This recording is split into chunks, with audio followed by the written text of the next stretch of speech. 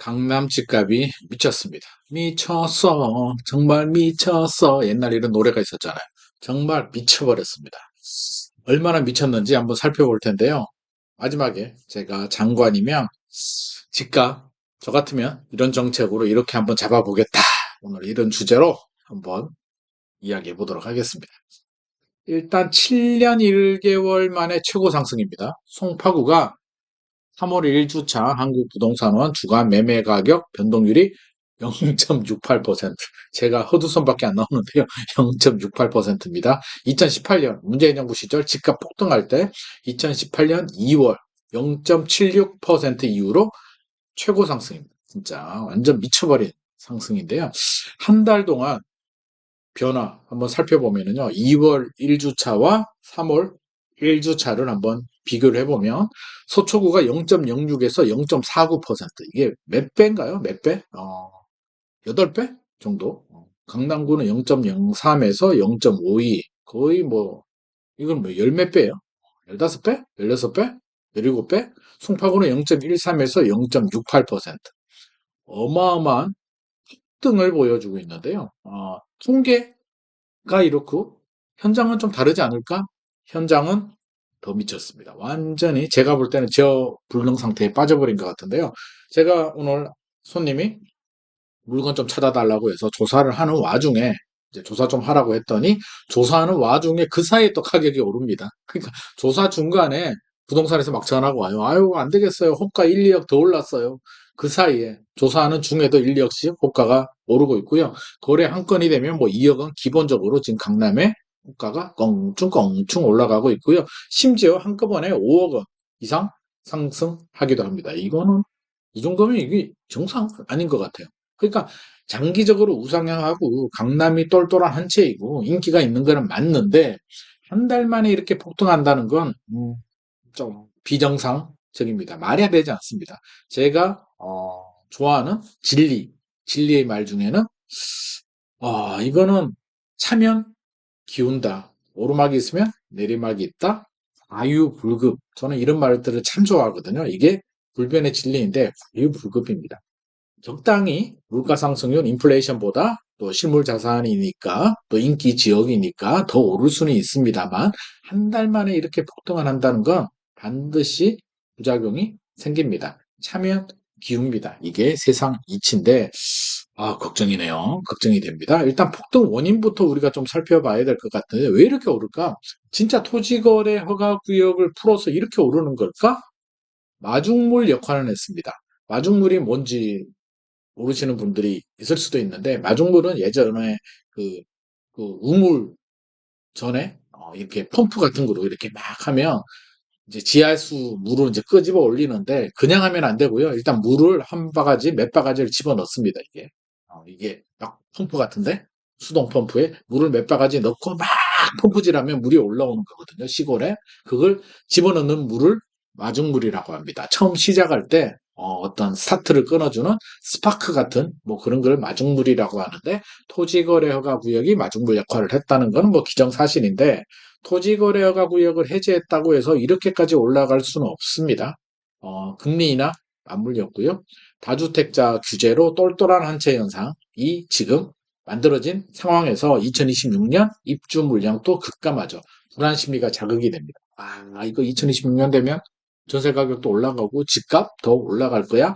불안하죠? 불안한데 경기까지 침체입니다. 장기 침체로 들어갑니다. 지방은 더 어렵습니다. 불안하면 어떤 선택을 해야 될까요? 최선의 선택을 해야 되죠. 지금 최선의 선택이 똘똘한 한 채가 되는데 똘똘한 한 채 현상으로 지금 똘똘한 채가 어디입니까? 서울? 강남? 밖에 없잖아요. 미분양도 적고 입주 물량도 적고 수요는 많은 서울, 강남으로 몰려드는데 지방에 계시는 분들도 불안하니까 들어오고요. 자본 유출이 발생합니다. 또 한 채 파신 분들은 갈아타기 상급지로. 상급지가 어디겠습니까? 결국에는 강남 3구 또는 마용성, 동작구, 강동구 인기 지역들로 갈아타고 있습니다. 이게 들불처럼 지금 막 번지고 있어서 이거 빨리 컨트롤하지 않으면 큰일 날 것 같은데요. 국토부의 반응은 저는 좀 뭐라 그럴까요? 이게 국토부도 이제 회의도 하고 할 텐데 모니터링 중이랍니다. 언제까지? 무슨 모니터링을? 단속 강화한답니다. 무슨 단속을? 이게 단속해서 될 일입니까? 자본주의 사회에서.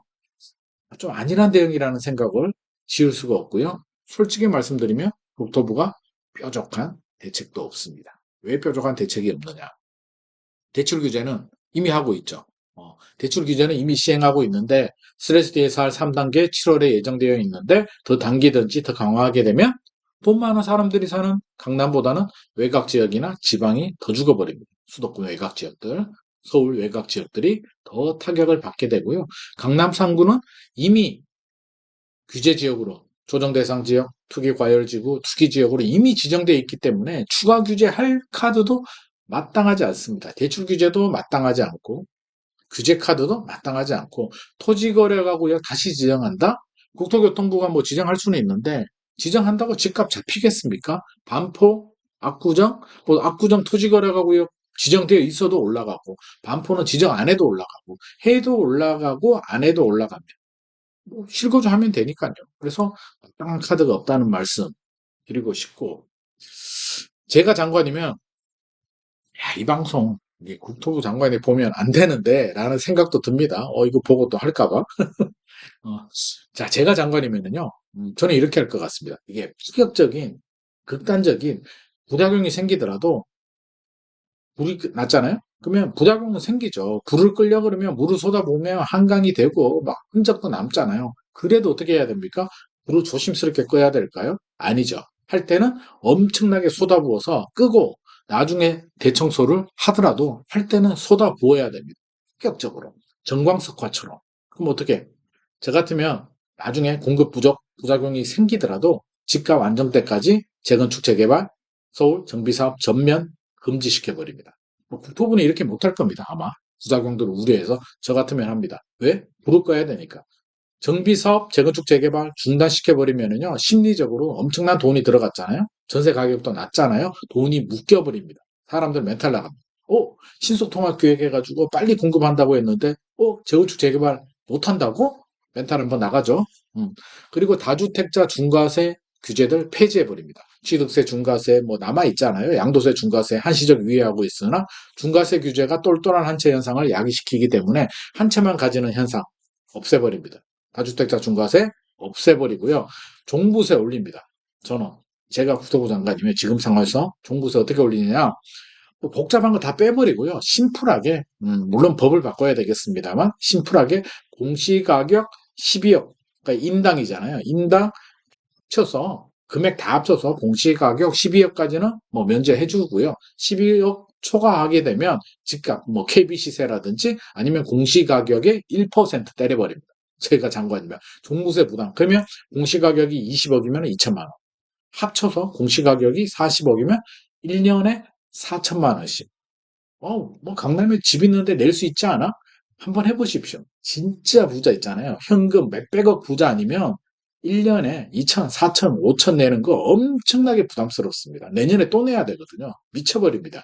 이거 굉장히 부담스러운 규제거든요. 문재인 정부 시절에 종부세 올렸는데 왜 실패했냐면 양도세, 중과세도 같이 올려버렸거든요. 밸런스가 안 맞죠.